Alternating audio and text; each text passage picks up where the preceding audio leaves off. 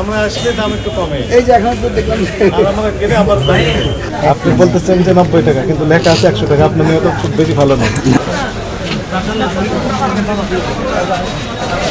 বিক্রি করছেন ছোলা কত? 90 টাকা কেজি। 95 প্রথমে দিয়েছিল তারপর ওই যে ডেইলি কিনেছেন কত করে?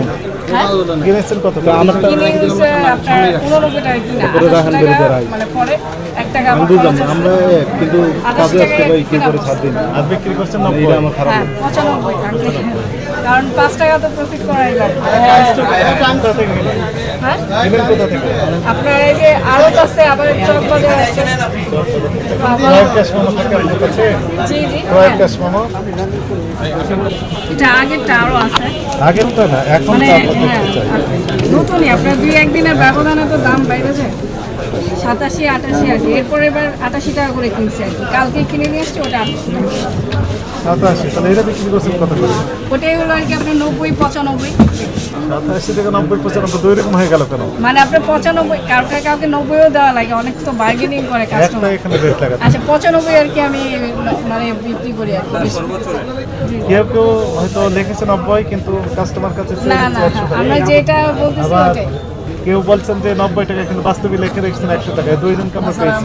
না, আমরা ওইটাই রাখি, ওইটাই বলছি। 90 টাকা 90 বিক্রি করে। আচ্ছা থ্যাংক ইউ।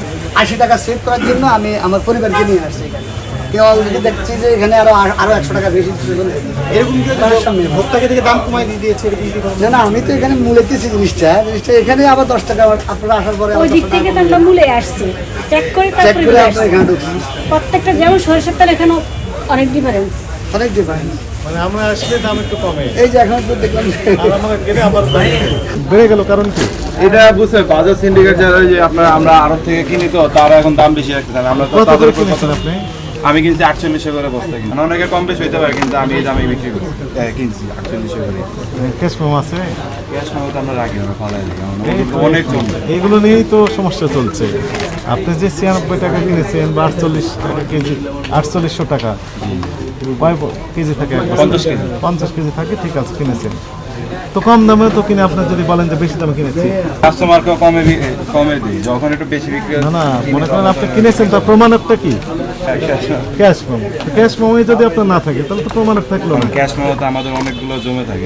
যে সকল পণ্য আপনার এই দোকানে এক্সিস্টিং আছে, সেগুলো ক্যাশ মেমো রাখতেই হবে। আচ্ছা, ইনশাল্লাহ এখন থেকে যেগুলো খোলা মাল আছে এগুলো এখন থেকে ক্যাশ মামা হ্যাঁ, আর যেগুলো প্যাকেটজাত, বোতলজাত, সেগুলো তো এমআরপি লেখা আছে। এগুলোতে আমার প্রিয় আছে। এগুলো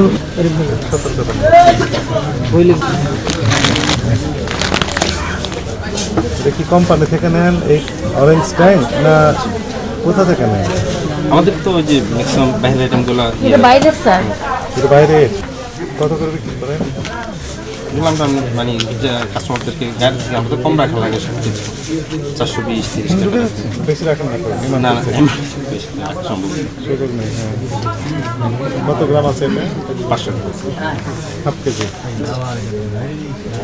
আপনার নামটা কি একটু বলুন তো? ইমাম। ইমাম আমাদের এখানটাতে হচ্ছে সবাই ইয়াং, আমরা কি যারা পড়াশোনা করতেছি আমরা আপনি এটা দেখি কতটা কম। এখন শুনে নিয়ত ভালো থাকে, নিয়ত ভালো থাকে। ইনশাআল্লাহ ওই নিয়তি ব্যবসার উদ্দেশ্য হচ্ছে হালাল।